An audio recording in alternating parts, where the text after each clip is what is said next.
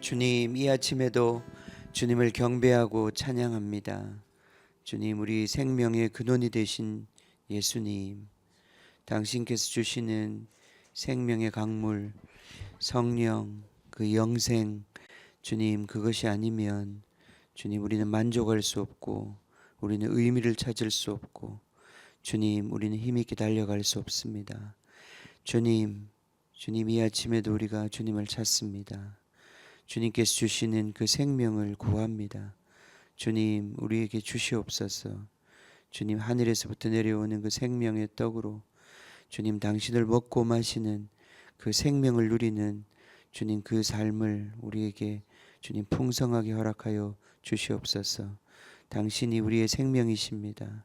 당신이 우리에게 생명을 주실 뿐 아니라 풍성하게, 주님, 풍성하게, 더 풍성하게 주시려고 주님, 당신께서는 우리를 부르셨습니다. 주님, 이 아침에 우리가 만족하기를 원합니다. 주님의 생각과 주님의 그 빛으로 우리가 만족하기를 원합니다. 주님, 우리의 목마름이 해소되기를 원합니다. 주님, 이 아침에 주님 은혜를 베풀어 주시옵소서. 은혜로 주신 것들, 이미 우리 가운데 은혜로 주신 것들, 주님, 우리가 알아보고 그것을 취하고 주님 믿음으로 살 수 있도록 축복해 주십시오. 주님, 감사합니다. 주님, 말씀 주셔서 감사합니다. 주님, 우리가 말씀을 읽을 때에 깨닫게 하여 주시옵소서. 예수님의 이름으로 기도합니다. 아멘. 아멘. 자, 고린도전서 7장 말씀을 읽겠습니다. 말씀이 좀 길지요. 호흡을 잘 가다듬고 먼저 우리 24절까지 한번 읽어보겠습니다. 너희가 쓴 문제에 대하여 말하면 남자가 여자를 가까이 아니함이 좋으나 음행을 피하기 위하여 남자마다 자기 아내를 두고 여자마다 자기 남편을 두라. 남편은 그 아내에 대한 의무를 다하고 아내도 그 남편에게 그렇게 할지라. 아내는 자기 몸을 주장하지 못하고 오직 그 남편이 하며 남편도 그와 같이 자기 몸을 주장하지 못하고 오직 그 아내가 하나니 서로 분방하지 말라. 다만 기도할 틈을 얻기 위하여 합의상 얼마 동안은 하되 다시 합하라. 이는 너희가 절제 못함으로 말미암아 사탄이 너희를 시험하지 못하게 하려 함이라. 그러나 내가 이 말을 함은 허락이요 명령은 아니니라. 나는 모든 사람이 나와 같기를 원하노라. 그러나 각각 하나님께 받은 자기 은사가 있으니 이 사람은 이러하고 저 사람은 저러하니라. 내가 결혼하지 아니한 자들과 과부들에게 이르노니 나와 같이 그냥 지내는 것이 좋으니라. 만일 절제할 수 없거든 결혼하라. 정욕이 불같이 타는 것보다 결혼하는 것이 나으니라. 결혼한 자들에게 내가 명하노니 명하는 자는 내가 아니요 주시라. 여자는 남편에게서 갈라서지 말고 만일 갈라섰으면 그대로 지내든지 다시 그 남편과 화합하든지 하라. 남편도 아내를 버리지 말라. 그 나머지 사람들에게 내가 말하노니 이는 주의 명령이 아니라 만일 어떤 형제에게 믿지 아니하는 아내가 있어 남편과 함께 살기를 좋아하거든 그를 버리지 말며 어떤 여자에게 믿지 아니하는 남편이 있어 아내와 함께 살기를 좋아하거든 그 남편을 버리지 말라. 믿지 아니하는 남편이 아내로 말미암아 거룩하게 되고 믿지 아니하는 아내가 남편으로 말미암아 거룩하게 되나니 그렇지 아니하면 너희 자녀도 깨끗하지 못하니라. 그러나 이제 거룩하니라. 혹 믿지 아니하는 자가 갈리거든 갈리게 하라. 형제나 자매나 이런 일에 구애될 것이 없느니라. 그러나 하나님은 화평 중에서 너희를 부르셨느니라. 아내된 자여 내가 남편을 구원할는지 어찌 알 수 있으며 남편된 자여 내가 내 아내를 구원할는지 어찌 알 수 있으리요. 오직 주께서 각 사람에게 나눠주신 대로 하나님이 각 사람을 부르신 그대로 행하라. 내가 모든 교회에서 이와 같이 명하노라. 할례자로서 부르심을 받은 자가 있느냐?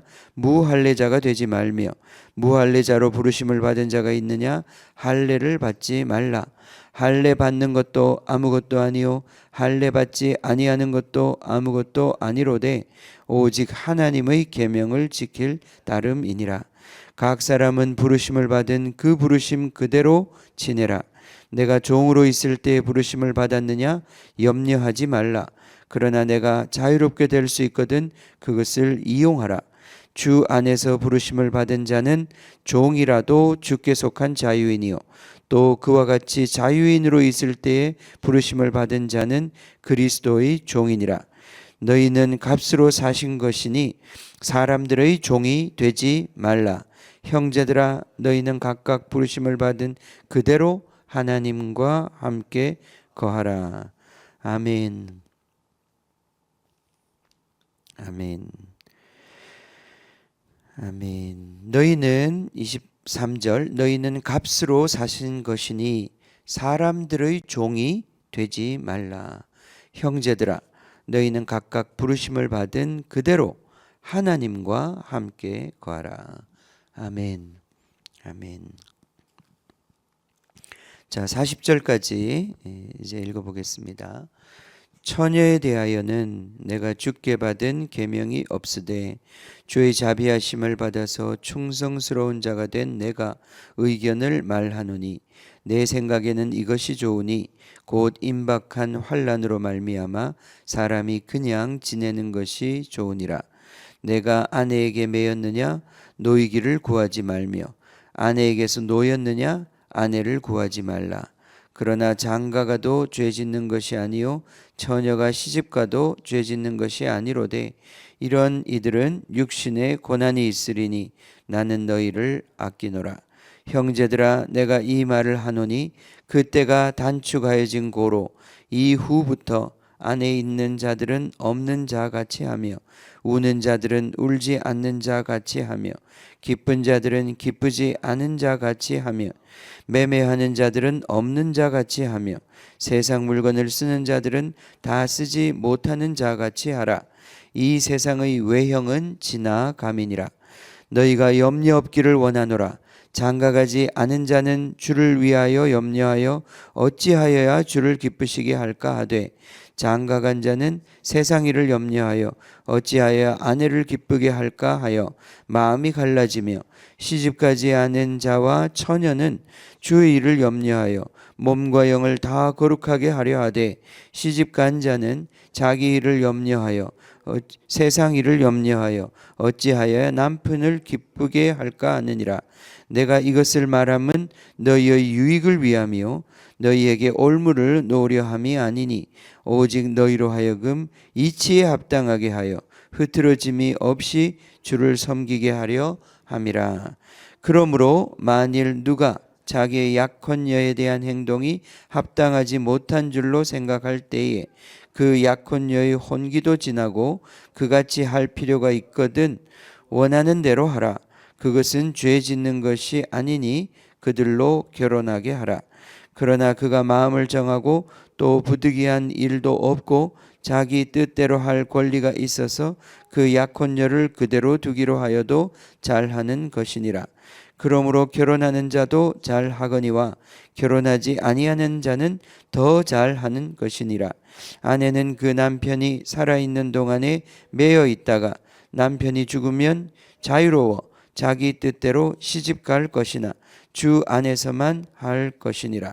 그러나 내 뜻에는 그냥 지내는 것이 더욱 복이 있으리로다.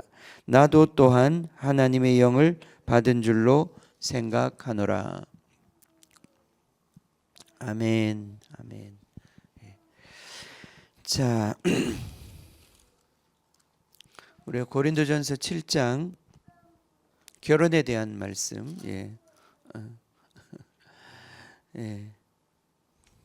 아침에 우리가 같이 읽었습니다. 어려운 문제입니다. 그죠? 어려운 문제입니다. 특히 오늘날은 이 결혼의 문제가 더 많이 어려워졌습니다. 물론 이 고린도 2000년 전에 고린도라고 하는 도시에서 결혼 생활이 어땠을까 생각해 보면 뭐 지금보다 더 좋았다고 절대 말할 수 없을 겁니다. 당연히 일부 다처가 행해졌을 것이고 뿐만 아니라 성윤리가 굉장히 문란했기 때문에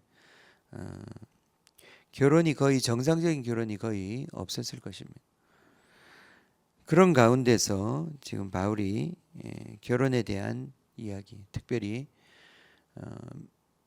이제 그러한 어떤 세상적이고 이방의 삶 가운데서 살았던 사람들이 복음을 받고 예수님을 믿게 되고 난 다음에 그들이 이 복잡한 이 가정의 문제를 어떻게 풀어나가야 될지, 그게 이제 이 고린도 교회의 어려운 주제 중에 하나였던 것 같아요. 그래서 7장 1절에 보면 너희가 쓴 문제라고 했습니다. 그죠?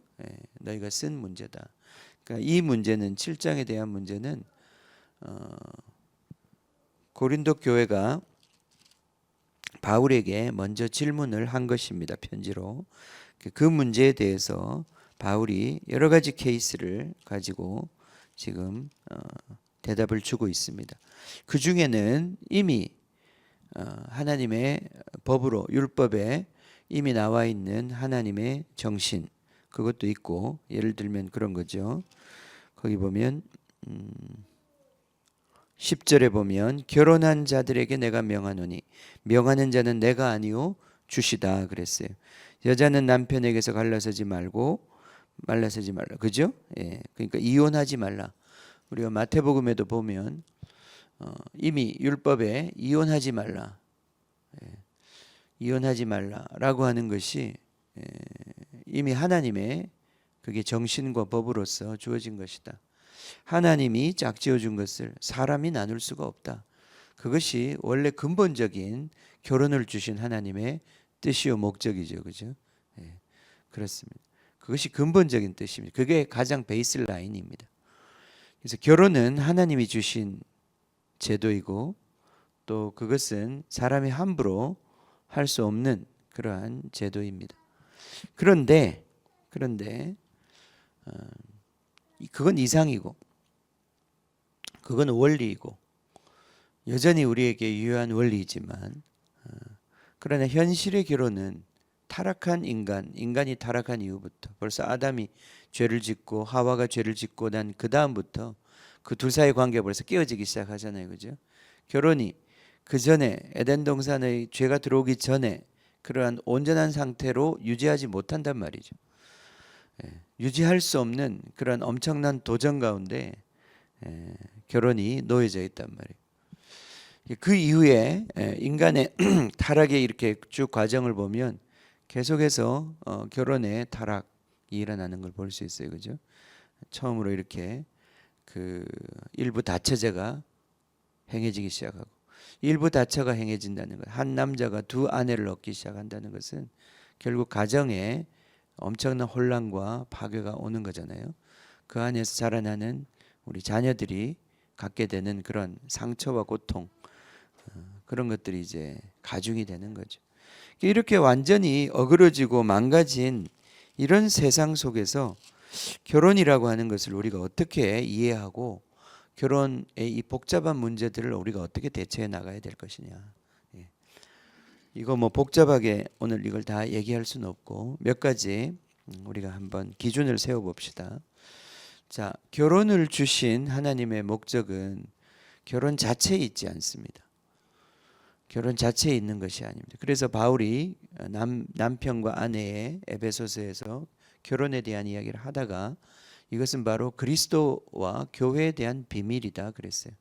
그러니까 결혼이라고 하는 것에 원래 하나님이 결혼을 주신 그 목적은 결혼 때문에 결혼을 주신 게 아니에요. 이 결혼은 이제 앞으로 우리가 천국에서 누리게 될 우리가 연합된 삶에 대한 그림입니다. 그것을 이 땅에서 우리가 육체를 갖고 있는 동안에 가장 근접하게 체험할 수 있는 그런 어떤 은혜의 수단인 거죠. 그래서 우리가 결혼 생활을 잘하면 이 땅에서 천국을 맛볼 수 있습니다. 그 결혼 생활을 잘한다는 게 뭐냐? 결혼 생활을 잘한다는 것은 뭐겠습니까?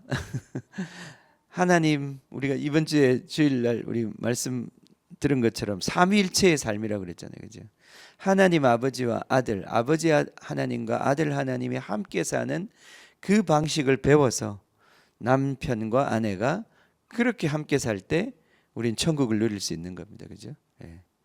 근데 우리는 그 계시가 우리에게는 아직도 많이 부족합니다.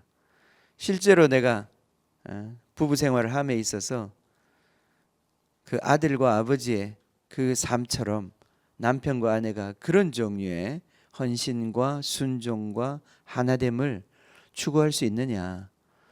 일단 우리가 육체를 가진 인간으로서 그게 불가능하죠. 오직 가능한 것은 성령이 임해서, 성령에 우리가 온전히 충만해서 성령의 지배를 받아 내 몸을 내 것이라고 주장하지 않고 온전히 이 하나된 하나님의 그런 질서 속에서 자기를 맡길 때 그 일이 가능한 것이죠. 그래서 일단은 이스라엘 백성 안에서는, 믿는 자 안에서는 결혼의 그 축복을 누릴 수 있는 길이 있습니다. 그 길이 있습니다. 그래서 저는 예수님 믿지 않는 사람들이 어떻게 결혼에 성공하고 결혼에 행복할 수 있을까? 저는 거의가 아니라 그냥 불가능하다고 생각합니다. 물론 이 땅에서 부부가 서로 뭐 취미도 잘 맞고 서로 너무 나이스해서 아주 금술이 좋게 잘 살아가는 것처럼 보일 수 있어요. 그렇지만 그것이 성경이 말하고 있는 결혼을 원래 주신 그 어떤 완성된 모습하고는 다른 것이다. 그것은 어떻게 보면 서로가 서로에게 그냥 그 자기 중심성 속에서 서로 그냥 서로 잘 지내는 것, 화평하면서 잘 지내는 것. 물론 어떤 경우에 우리가 완전히 예수님을 알지 못하고 하늘의 뜻을 알지 못한다 할지라도, 믿지 않는다 할지라도 사람들이 어떤 하나님이 주신 일반 계시 속에서 자기를 헌신하고 희생하는 것 속에서 진정한 사랑을 경험할 수 있습니다. 그게 꼭 예수 믿는 사람들에게만 경험되는 건 아닙니다.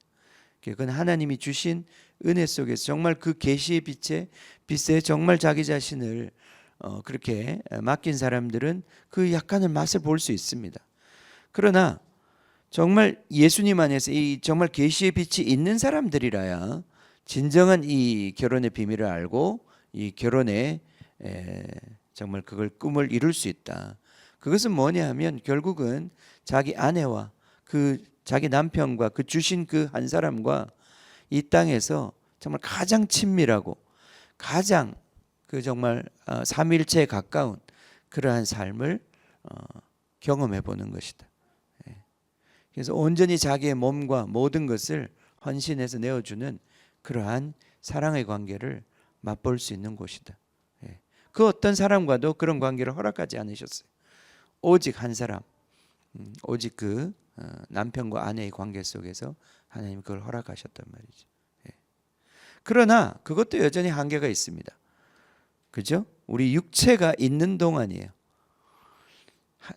하나님이 짝지어 주신 것을 사람이 나눌 수 없다고 그랬는데 하나님이 나누시잖아요. 하나님이 언제 나누십니까? 죽을 때 나누시는 겁니다. 그 결혼이 정상적인 결혼은 죽을 때 결국은 나누어지는 거예요. 그럼 죽고 나면 계속 그 부부 관계가 유지되느냐? 유지되지 않습니다. 그게 성경이 가르치는 거예요. 죽고 나면 우리는 다 천사와 같아서 우리의 관계는 결코 이 몸을 가지고 우리가 가진 이 결혼 관계에 얽매이지 않는다는 거예요. 그렇기 때문에 결혼 관계는 언제까지냐? 우리가 이 육체를 가진 동안에, 그 동안에 하나님께서 어떤 교훈의 목적으로 주신 관계이다. 그게 절대적인 것이 아닙니다. 그렇기 때문에 오늘 이 7장에서 보면 바울은 결혼을 상당히 상대화시킵니다. 해도 되고 안 해도 되고, 만약에 믿지 않는 배우자가 원하지 않는다면 얼마든지 갈라서도 된다고 얘기합니다. 그게 무슨 말이냐 하면 결국은 결혼은 절대적이지 않습니다. 결혼은 하나님 나라를 위하여 있는 것입니다. 그런 의미에서 믿지 않는 자들과의 결혼은 하나님 편에서는 큰 의미가 없을 수 있습니다. 이게 본질적인 의미가 없을 수 있습니다. 믿지 않는 자들과 같이 함께 멍에를 맨다는 것이 얼마나 큰 위기인지 모릅니다. 이건 하나님의 절대적인 어떤 기준에서 볼 때 그런 거예요. 물론 현실적으로 저도 만약에 제 딸이 믿지 않는 사람하고 결혼하겠다고 막 떼를 쓰고 주장하면 제가 어떻게 끝까지 말리겠습니까? 그럴 수 없단 말이죠. 그죠? 예. 지금은 여기 보면 7장의 지금 상황은 보면 이 고대의 상황은 아버지가 딸의 결혼을 주관을 했어요. 그래서 결혼을 시킬지 말지를 그 아버지가 결정할 수 있는 거예요. 너 결혼하지 마 이러면 결혼 안 할 수도 있는 거예요. 그런데 지금 우리 시대는 그렇지 않잖아요. 우리 시대는 다 자기가 알아서 결혼하는 시대잖아요. 그죠? 예. 그래서 결혼은 시대마다 다른 것이고 사회마다 다른 것입니다. 그럼 이제 결론을 내야 되겠네요. 그죠? 예. 결론은 뭐냐? 우리 삶에 결혼을 주신 이유는 하나님 나라를 위해서 주신 것입니다. 그죠? 그래서 하나님 나라가 먼저지 결혼이 먼저가 아닙니다. 우리가 결혼 생활을 잘하고 정말 훌륭한 아름다운 천국의 가정을 이루면 그것이 하나님 나라의 유익이 되는 것입니다. 그것과 분리된 결혼은 의미가 없는 것입니다. 사실은 하나님 편에서 볼 때 그게 의미가 없다 이 말이에요. 그래서 심지어 예수님께서 이런 말씀도 하시는 거예요. 천국을 위하여, 이 복음을 위하여 아내와 처자를 버리라고 말씀합니다. 그걸 나보다 더 사랑하면 나한테 합당하지 않다. 그죠? 예. 주님은 그런 말씀까지 하신단 말이죠. 네 아내를 주님의 나라보다 나보다 더 사랑한다면 너는 천국에 합당한 것이 아니다. 예.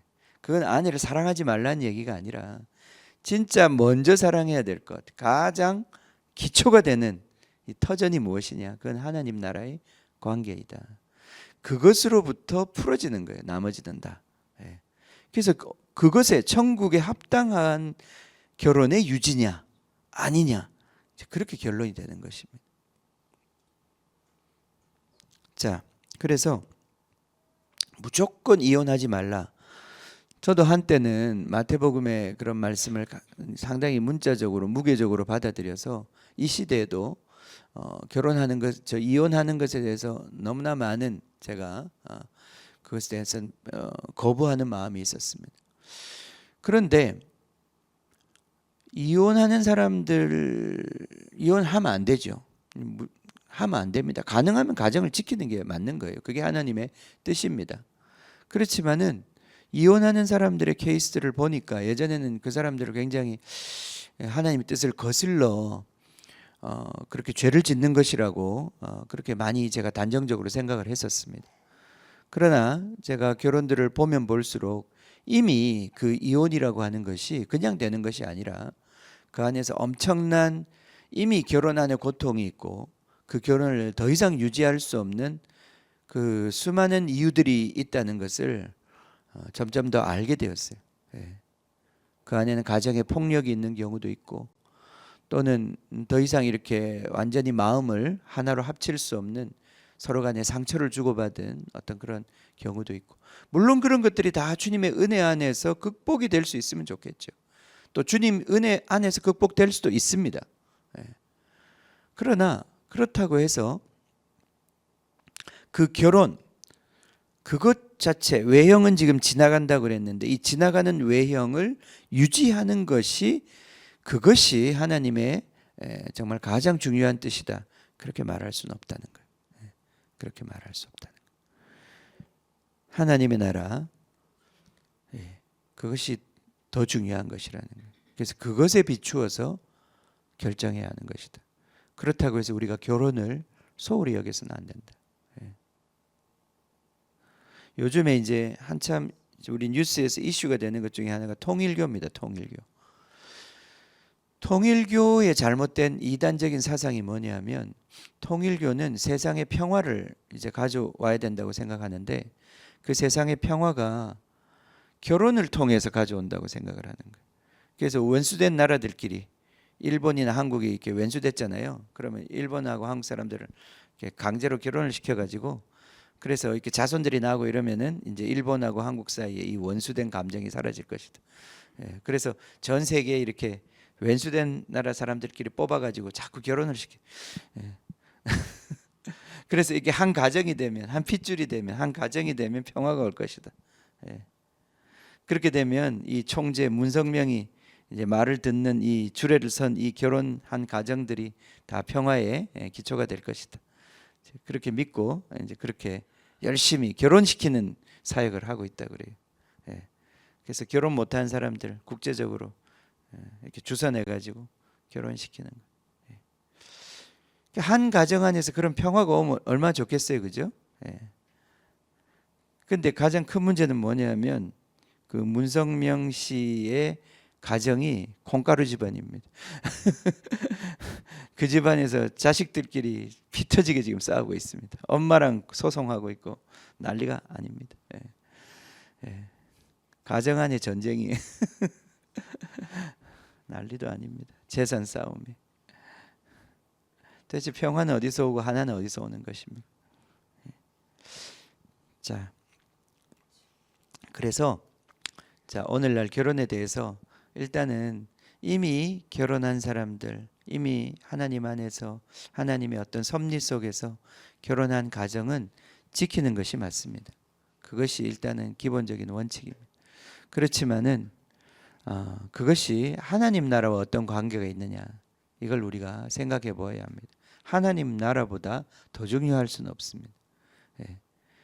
이 만약에 어떤 남편이 정말 예수 믿는 걸 박해하고 그것 때문에 이제 같이 못 살겠다고 얘기한다면 이 성경 오늘 바울이 조언한 바에 따르면 갈라서라는 것입니다. 예. 결혼이 중요하지만 하나님 나라보다 중요하지는 않다는 것이죠. 예. 물론 그 수모와 그 모든 고통을 몸으로 감내하면서 그 남편을 끝내 변화시킨 그런 아름다운 일들도 있죠. 예, 있습니다. 예. 그 모든 것들을 어떻게 결정해야 되느냐? 그건 주님 안에서 내가 받아야 하는 지혜겠죠, 그죠? 예. 지금 바울도 그렇게 얘기합니다. 40절에 보면, 자, 나도 또한 하나님의 영을 받은 줄로 생각한다, 이렇게 말하고 있어요, 그죠? 내가 하나님의 영을 받았기 때문에 이 문제에 대해서 바르게 판단하고 평가할 수 있는 하나님의 지혜가 있을 것이다.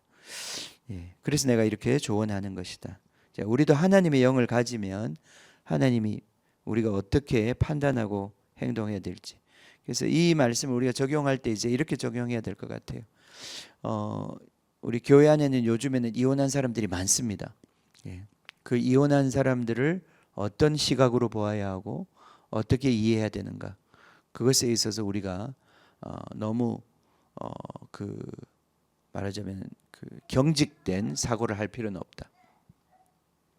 결혼이라는 건 할 수도 있고 안 할 수 있는 문제다. 결혼 안 한 사람들도 마찬가지예요. 예. 비혼주의자들, 굳이 결혼을 그렇게 강요할 필요가 없습니다.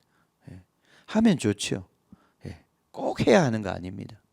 특히나 지금 이제 말세로 가고 있는 이 시대 속에서 어쩌면 비혼을 선택하는 사람들이 더 지혜로운 사람일 수도 있습니다. 그러니까 그런 부분에 있어서 우리는 열린 태도를 가져야 합니다. 이 결혼은 상당히 시대적인 이 어떤 그러한 문제 중에 하나이다.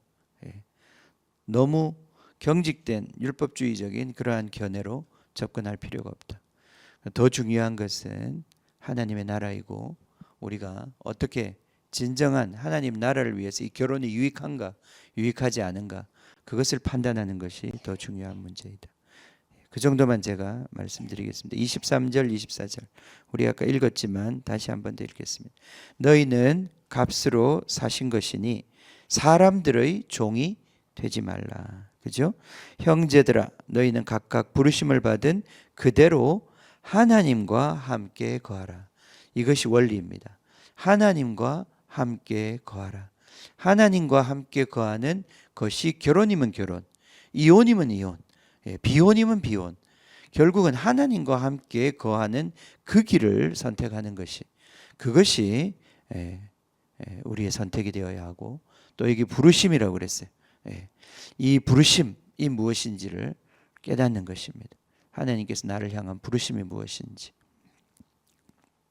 그래서 결혼을 통해서 영광 돌릴지 아니면 다른 방식으로 영광을 돌릴지, 어떻게 내 삶이 온전히 주님의 것으로 드려질지, 그 기준에서 우리가 판단하면 하나님이 지혜 주실 줄 믿습니다.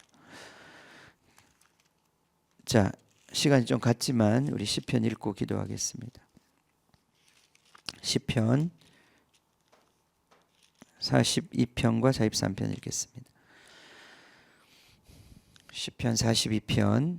하나님이여, 사슴이 시냇물을 찾기에 갈급함같이 내 영혼이 주를 찾기에 갈급하니이다.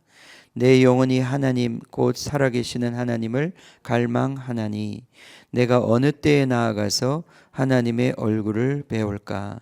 사람들이 종일 내게 하는 말이 내 하나님이 어디 있느뇨 하오니 내 눈물이 주야로 내 음식이 되었도다.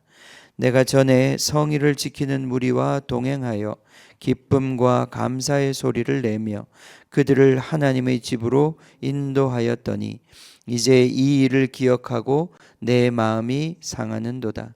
내 영혼아, 내가 어찌하여 낙심하며 어찌하여 내 속에서 불안하여 하는가. 너는 하나님께 소망을 두라. 그가 나타나 도우심으로 말미암아 내가 여전히 찬송하리로다.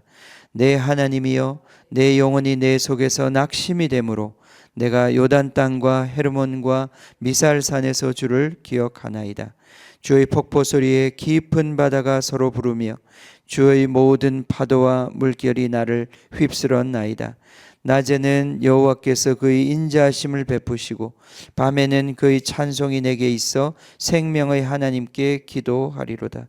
내 반석이신 하나님께 말하기를 어찌하여 나를 잊으셨나이까. 내가 어찌하여 원수의 압제로 말미암아 슬프게 다니나이까 하리로다. 내 뼈를 찌르는 칼같이 내 대적이 나를 비방하여 늘 내게 말하기를 내 하나님이 어디 있느냐 하도다. 내 영혼아, 내가 어찌하여 낙심하며 어찌하여 내 속에서 불안해 하는가. 너는 하나님께 소망을 두라. 나는 그가 나타나 도우심으로 말미암아 내 하나님을 여전히 찬송하리로다. 아멘. 43절 읽겠습니다. 43장. 하나님이여, 나를 판단하시되 경건하지 아니한 나라에 대하여 내 송사를 변호하시며 간사하고 불의한 자에게서 나를 건지소서. 주는 나의 힘이 되신 하나님이시거늘 어찌하여 나를 버리셨나이까. 내가 어찌하여 원수의 억압으로 말미암아 슬프게 다니나이까. 주의 빛과 주의 진리를 보내시어 나를 인도하시고 주의 거룩한 산과 주께서 계시는 곳에 이르게 하소서. 그런즉 내가 하나님의 제단에 나아가 나의 큰 기쁨의 하나님께 이르리이다. 하나님이여, 나의 하나님이여, 내가 수금으로 주를 찬양하리이다. 내 영혼아, 내가 어찌하여 낙심하며 어찌하여 내 속에서 불안해하는가. 너는 하나님께 소망을 두라. 그가 나타나 도우심으로 말미암아 내 하나님을 여전히 찬송하리로다. 아멘. 아멘. 주님, 우리가 주님을 원합니다. 주님을 원합니다. 주님, 나의 힘이 되신 하나님, 주님을 원합니다. 주의 빛과 주의 진리를 보내시어 우리를 인도해 주십시오. 주의 거룩한 산과 주께서 계시는 곳에 이르게 해 주십시오.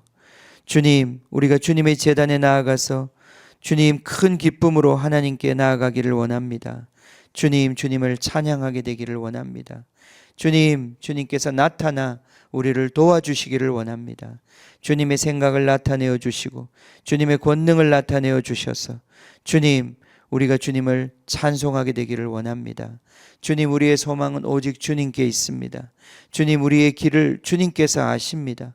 주님, 우리가 무엇을 선택해야 할지, 주님, 우리가 어떤 길을 걸어가야 할지, 주님, 우리에게 주신 이 가정을 어떻게 섬기고 지켜야 할지 주님께서 아십니다. 주님, 내가 아무리 내가 세우려고 해도 내가 세울 수가 없습니다. 주님, 정말 집을 세우는 그 지혜와 능력은 오직 주님께 있습니다. 여호와께서 집을 세우시지 않으면 아무도 집을 세울 수 없습니다. 주님, 집은 오직 하나님 당신의 영으로 세워지는 것임을 고백합니다. 주님, 이 시간 그래서 주님의 은혜를 구합니다.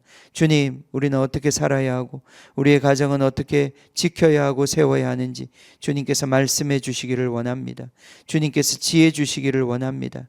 그래서 주님, 우리 정말 우리 성도님들의 가정이 주님 당신의 진리와 성령의 임재 가운데 견고한 주님의 집으로 세워지기를 원합니다. 기름 부어 주시기를 원합니다. 그 관계가 주님 삼위일체 안에 있는 그 사랑과 연합의 관계로 주님 그렇게 주님 세워지기를 원합니다. 주님 이것을 더욱더 가르쳐 주시옵소서. 주님 우리 부부 사이에 있는 긴장과 갈등들을 주님께서 정말 주님 그것을 다스려 주시옵소서. 주님의 지혜가 임해서 주님의 능력이 임해서 성령의 정말 그러한 사랑이 임해서 주님 정말 이 모든 것들을 정말 내 중심적인 데서 벗어나서 이 세상에서 배운 여러 가지 관계 맺음의 방식으로부터 벗어나서 오직 구속되어서 주님의 방식, 주님의 그 사랑의 방식으로 우리가 주님 배워서 주님의 영으로 연합되는 것을 우리가 점점 경험할 수 있게 하여 주시옵소서. 그래서 주님 우리가 이 결혼 생활을 통하여서 우리 가정 생활을 통하여서 하나님 나라를 실제를 맛보고 주님 그 하나님 나라를 정말 주님 실제로 퍼뜨려가는 주님 그러한 주님의 교두보가 되기를 원합니다. 주님 정말 이 가정을 세우는 힘이 어디에 있습니까? 주님 그것은 교회에 있습니다. 주님께서 주신 새로운 이 가정의 원리를 주님 가르쳐 줄 새로운 관계를 맺게 하시는 이 교회에 있습니다. 주님 우리 교회가 주님 이 삼위일체의 관계로 주님 더욱더 주님 그것으로 변하고 세워져야 하겠습니다. 주님의 진리의 관계로 주님의 사랑의 관계로 주님의 영에 이끌리는 관계로 성령이 하나 되게 하시는 그 하나 되게 하심을 힘써 지키는 관계로 주님 우리가 먼저 이곳에서 준비되어 그것이 우리 가정을 세우는 힘이 되어야 하겠습니다. 주님 교회를 불쌍히 여겨주시고 주님 교회에 주님의 은혜를 베풀어 주셔서 주님 이 연합의 비밀이 풀어지는 그러한 교회가 될 수 있도록 축복하여 주시옵소서. 주님 없이는 집을 세울 수 없습니다. 주님께서 집을 세우지 않으면 아무도 집을 세울 수 없습니다. 주님께 더 의지하고 하나님께 소망을 두는 저희들이 될 수 있도록 축복해 주시옵소서. 주님께 감사와 찬양을 드리며 예수님의 이름으로 기도합니다. 아멘.